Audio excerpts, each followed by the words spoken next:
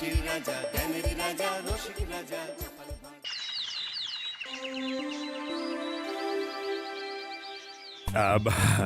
এই অনেকদিন ধরেই তোমাদের একটা কথা বলবো ভাবছিলাম। আগে কি মহারাজ?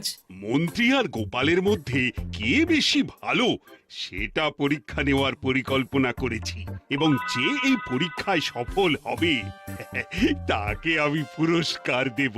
এ তো বেশ শুভ সংবাদ। এই পুরস্কার সেই ব্যক্তি পাবে যে ভালো কাজ করবে, ভালো চিন্তার মাধ্যমে বাকি মানুষদের কাছে এক অনুপ্রেরণার উদাহরণ হবে। বাহ, বাহ, সাধু সাধু, খুব ভালো প্রস্তাব মহারাজ। ভালো না ছাই, এটা কোনো পুরস্কার নয়। ছে, ভালো কাজ করার কি চারটিখানি কথা? মহারাজ, একটা অনুরোধ ছিল। তোমার আবার কি অনুরোধ? বলছিলাম এখন আমাকে একটু বেরোতে হবে। আসলে আজ আমার নাতি নাতনিদের দল বাড়ি আসবে অনেক দিন পর, তাই ওই আর কি একটু গল্প আড্ডা খাওয়া দাওয়ার ব্যাপার আছে, এই আর কি। কোথাকার কোন রাজা এলো আমার? যখন ইচ্ছে আসবে, যখন ইচ্ছে যাবে, আর সেগুলো নাকি আমাদের মেনেও নিতে হবে। উফ, মন্ত্রী, এই হিংসুটে পানাগুলো কবে বন্ধ হবে তোমার বলো তো? তুমি যাও তো গোপাল। মানুষের ভালোবাসা পাওয়া, জনপ্রিয় হওয়া এত সহজ নয়। অনেক ধন্যবাদ মহারাজ। আমার তো বেশ গর্ব হয় তোমার জন্য, আর আমি চাই যে গোপাল আরো ভালো কাজ করে সেরা নাগরিক সম্মান পেয়ে এই কৃষ্ণনগরের মুখ আরো উজ্জ্বল করুক। নিশ্চয়ই মহারাজ, চেষ্টা করব। তবে পুরস্কারের কথা ভেবে আমি কোনোদিন কাজ করি না মহারাজ। যেটা আমার ঠিক মনে হয় তাই করি। এবার আমায় অনুমতি দিন, আমি আসি। হুম, বেশ বেশ, যাও যাও।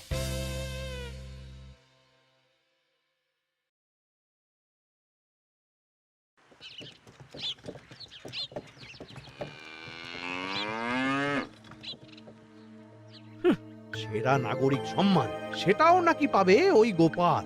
বাবা, মহারাজের কি আদিক্ষেতা গোপালের প্রতি, দেখেও গা জ্বলে যায়। ও কি একাই আছে নাকি যে বেশি জনপ্রিয়? আমিও হব। হ্যাঁ, কি করি কি করি? যাই, একটু গোপালের বাড়ি উঁকি মেরে দেখে আসি যে কি এমন মহান কাজ করে।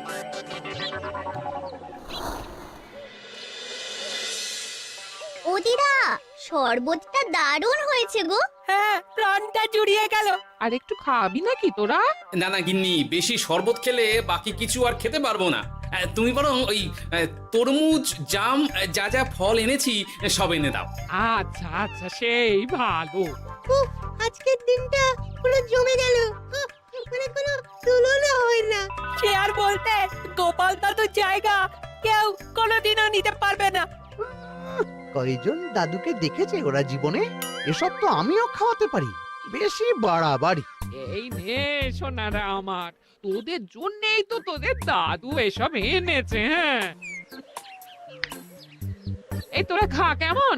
লজ্জা করিস না কিন্তু। সে আর বলতে, ও দাদু, তুমি আমার পরের গল্পটা বলো তো।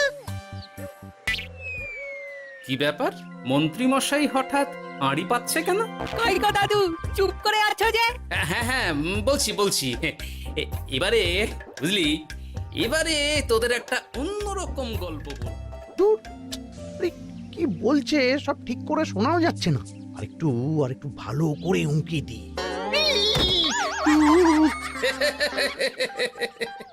কি মন্ত্রী মশাই, ধরা পড়ে গেলেন তো?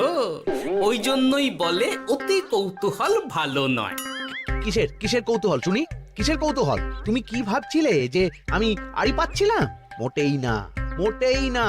আমি একটা দরকারি জিনিস খুঁজতে ভুল করে চলে এসেছি এখানে। হ্যাঁ। আপনি কত ধরনের ভুল করতে পারেন সেসব আমার জানা আছে মন্ত্রী মশাই। এখন আমি সব আপোষ করে নিচ্ছি। এরপর এমন হবে যে লোকে তোমাকে পাপোশ করেও পুজবে না। না, কেমন যেন ঠ্যাস মেরে কথাগুলো বলে গেলে মনে হচ্ছে। মন্ত্রী মশাই অমন করে রেগে গেলেন কেন গোপাল দাদু? আমিও তো সেটাই ভাবছি রে। যাকে সেসব বাদ দে, নে আমরা বরং গল্পে ফিরি। সেই ভালো।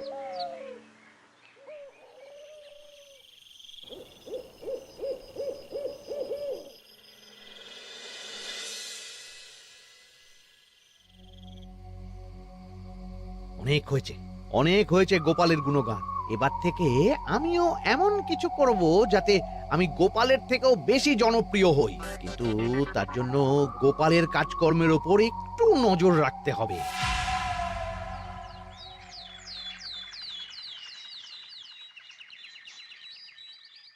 শোন বটাঘটা, কয়েকদিন তোদের গোপালের ওপর পুরো নজর রাখতে হবে। গোপাল কিভাবে কি করছে, কেমন করে করছে, সব এসে আমাকে জানাবি তোরা।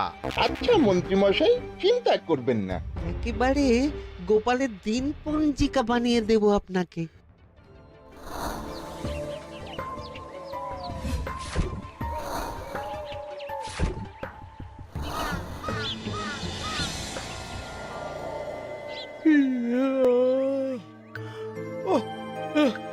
দুপুরের ঘুমটাও একটু ঠিক করে ঘুমোতে দিবি না রে তোরা?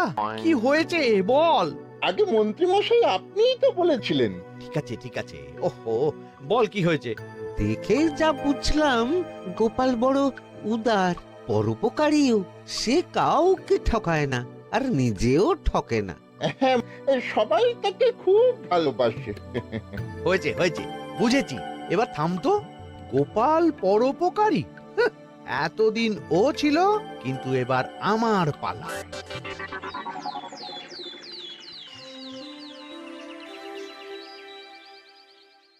মহারাজ, আমার একটা কাজ আছে, তাই আজ একটু তাড়াতাড়ি বেরোতে হবে। দয়া করে অনুমতি দিন। তোমার আবার আজ কি কাজ আছে? কেন মহারাজ, আমার কি কোনো নিজের কাজ থাকতে পারে না? আপনার যদি আমার উপর কোনো সন্দেহ থাকে, তাহলে আপনি নজর রাখতে পারেন। আহা মন্ত্রী, আমি কি সে কথা বলেছি একবারও? তাহলে এটা যদি গোপাল বলতো, তাহলে কি আপনি ওকে এত প্রশ্ন করতেন? এর মধ্যে আবার আমি আসছি কোথা থেকে? দেখছেন তো মহারাজ, কেমন আগ বাড়িয়ে ঝগড়া করতে আসে।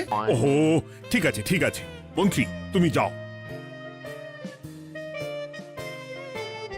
ও কি, আবার কি হলো? প্রণাম করছো কেন? ভালো কাজ শুরু করার আগে আপনার আশীর্বাদ নিয়ে নিলাম মহারাজ।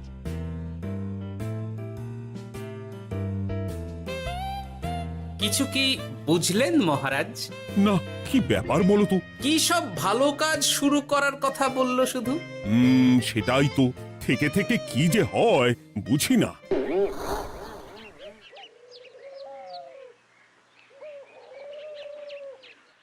তা বলেছিলাম, সব মনে আছে তো? আজ থেকে তোদের কাজ হলো শুধু আমার গুণগান করা, লোকের কাছে আমার কাজের প্রশংসা করা। আচ্ছা মন্ত্রীমশাই।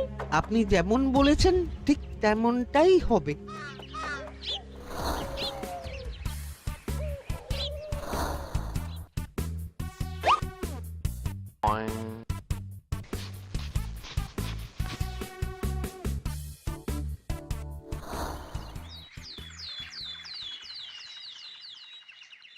সত্যি কথা, মন্ত্রী মশাই মতো আর ভালো মানুষ হয় না। ওনার মন অনেক বড়। সে আর বলতে। বরাবরই তো খুব বড় মাপের মানুষ। আরে আরে গোপাল দাদা, আরে কোথায় চললে? এই রাজসভায়। ও মা, তাহলে তো তোমার সাথে মন্ত্রী মশাইয়েরও দেখা হবে। হবে বই কি? বাহ বাহ বাহ বাহ, তাহলে তুমি একটু ওনাকে আমার গিন্নির তরফ থেকে ধন্যবাদ জানিয়ে দিও। গতকাল উনি আমাদের অনেক সাহায্য করেছিলেন কিনা। সাহায্য? মন্ত্রী মশাই? আচ্ছা, ঠিক আছে।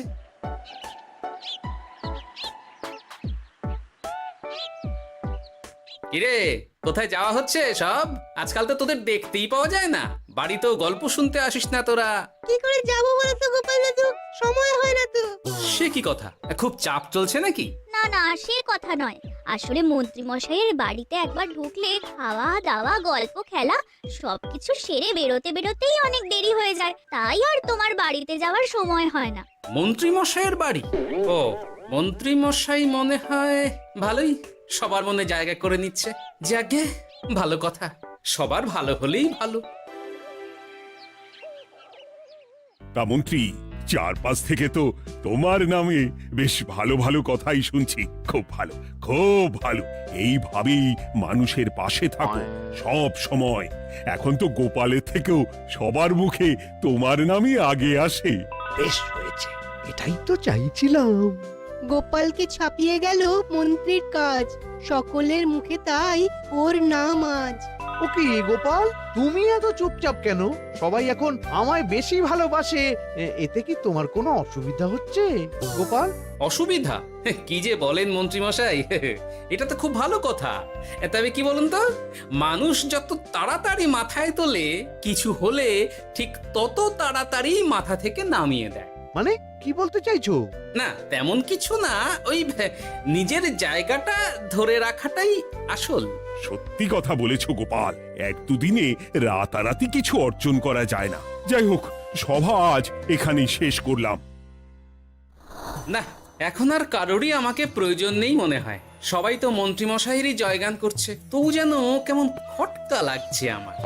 ধুর, এত ভেবে কাজ নেই, ভোলা ময়রার দোকান থেকে বরং কটা রসগোল্লা কিনে নিয়ে যাই।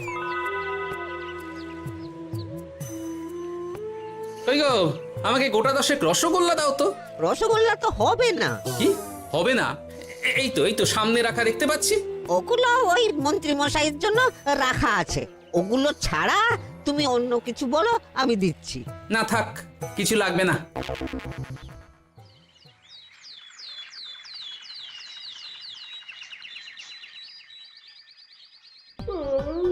ও কি গো, বলি কত বেলা হয়ে গেল, তুমি এখনো রাজসভায় গেলে না? কদিন ধরে দেখছি কিছু হয়েছে, আর তোমার রাজসভায় বলি যেতে ইচ্ছে করে না বুঝি? না না, সেরকম কোনো ব্যাপার নয় গিন্নি।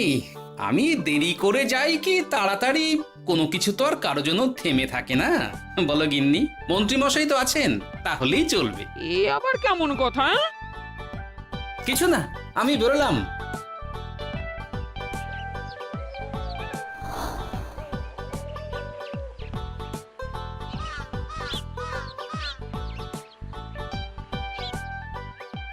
কিরে, তোরা সব এখানে দাঁড়িয়ে কেন?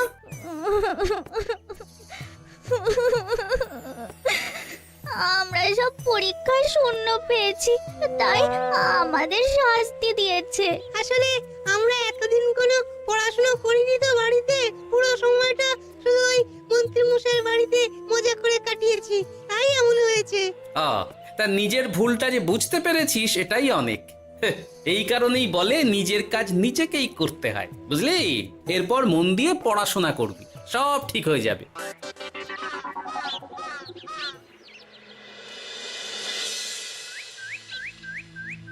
ও কি গো ভোলা ময়রা, এমন মুখ বেজার করেছো কেন? আর কি বলি গোপাল দাদা, খদ্দের একটাও নেই। বসে বসে শুধু মাছি তাড়ানো ছাড়া আর কোনো কাজই নেই। কেন, হঠাৎ এমন কেন হলো? এই মন্ত্রী মশাইয়ের জন্য উপকার করে দেওয়ার নাম করে আমাকে দুধ থেকে ছানা মেখে দেওয়ার কথা বলেছিল। আমিও খুশি মনে রোজ দুধ পাঠিয়ে দিতাম ওনার বাড়ি। তারপর? আসলে ওই মিষ্টি বানানো তো আর চারটিখানি কথা নয়, আমার সুবিধাই হতো। হঠাৎ খদ্দেররা সব জানানো শুরু করলো মিষ্টির স্বাদ পাল্টে গেছে, মান কমে গেছে, আর শরীর খারাপ হচ্ছে, এই সব। না না না, এই তো খুব খারাপ ব্যাপার। তার জন্যই তো আমি ওই মন্ত্রী মশাইকে উপকার করতে বারণ করে দিলাম। কিন্তু খদ্দেররা তো এখন আর বিশেষ করে আসতে পারছেন না। এখন তুমি ভরসা, এখন তুমি আমায় উপকার করতে পারো। হ্যাঁ বলো না, কি করতে হবে? তোমাকে তো সবাই খুব মানে। তুমি যদি ওই মিষ্টি খেয়ে সবাইকে বলো যে আমার দোকানের মিষ্টি ভালো, তাহলেই একমাত্র ওই আমার আবার বিক্রি শুরু হবে। বেশ।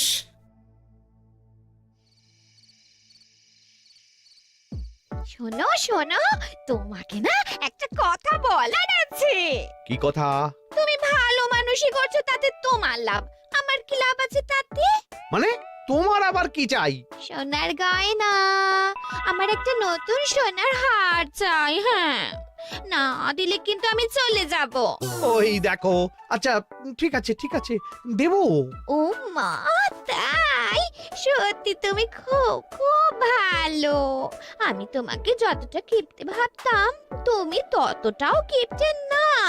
না গিন্নি, তোমার গয়না আমি গড়াবো, কিন্তু খরচ আমি করব না। যাকে বলে মাছের তেলে মাছ ভাজা। সে আবার কি করে সম্ভব? তুমি দেখোই না।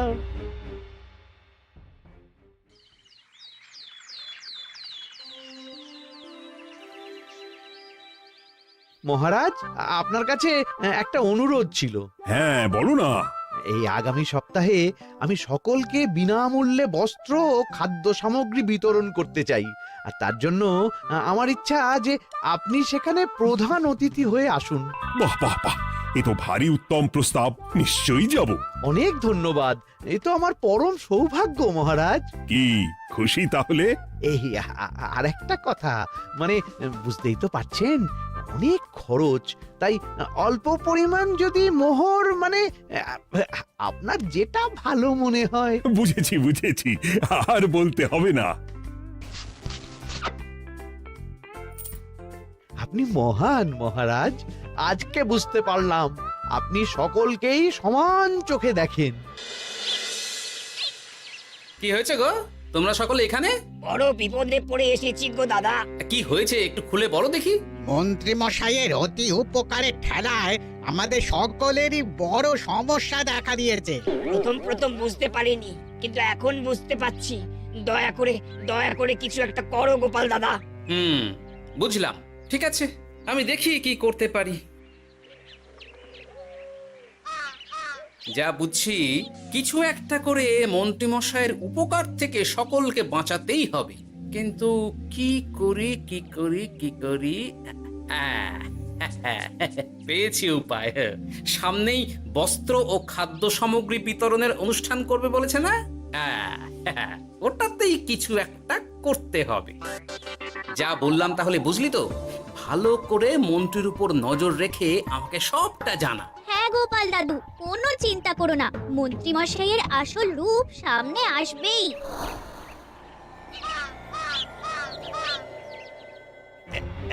এই নে আগাম কিছু মোহর। সামনের অনুষ্ঠানের জন্য সব থেকে খারাপ মানের কাপড় ও আনাজপাতির বায়না দিয়ে আসবি। বাকি যেটুকু দাম থাকে সেটা আমি অনুষ্ঠানের দিন দিয়ে দেবো।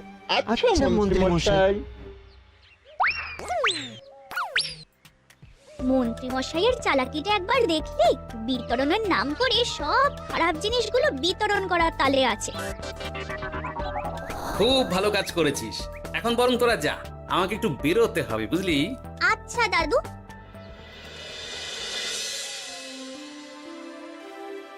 তুমি সত্যি বলছো গোপাল? এত বড় বিশ্বাসঘাতকতা! আমার থেকে মোহর নিয়ে, আমার হাত থেকে উপহার নিয়ে আমার প্রজাদেরই ঠকানো। এখনই তাহলে ওই মন্ত্রীকে ডেকে এনে শাস্তি দেওয়া হোক। না মহারাজ, মন্ত্রী মশাই যে শুধু আপনাকে ঠকিয়েছে তা নয়, মানুষের ভালোবাসারও দাম রাখেনি। সবকিছু সবার সামনে হোক। মন্ত্রী মশাইকে কি করে ফাঁদে ফেলতে হয় সে ব্যবস্থা আমি করে ফেলেছি মহারাজ।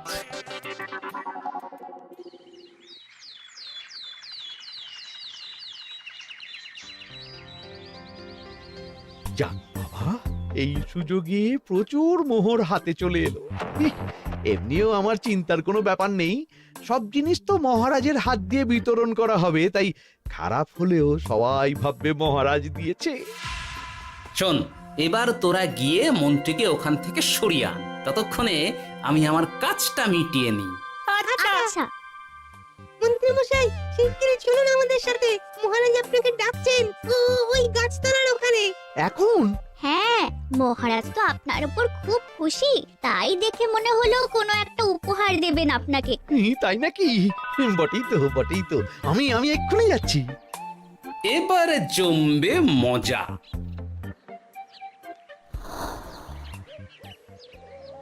কই দেখি কেউ তো কোথাও নেই। আমাকে যে বললো মহারাজ ডাকছেন, ধর, আমি বরং মঞ্চেই ফিরে যাই।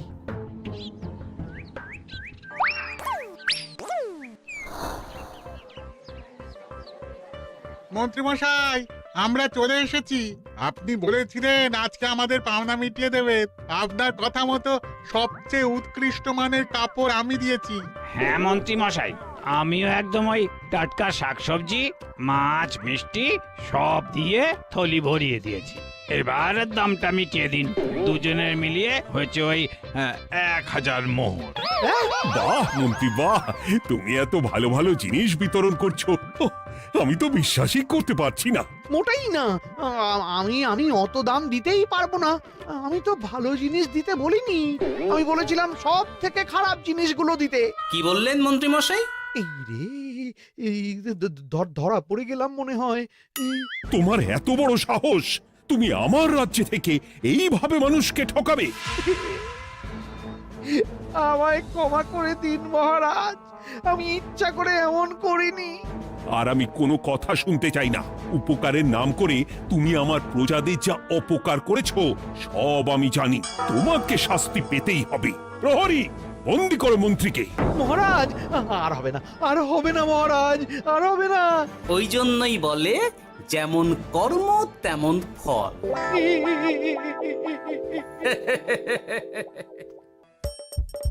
হাসির রাজা জ্ঞানের রাজা রসিক রাজা গোপাল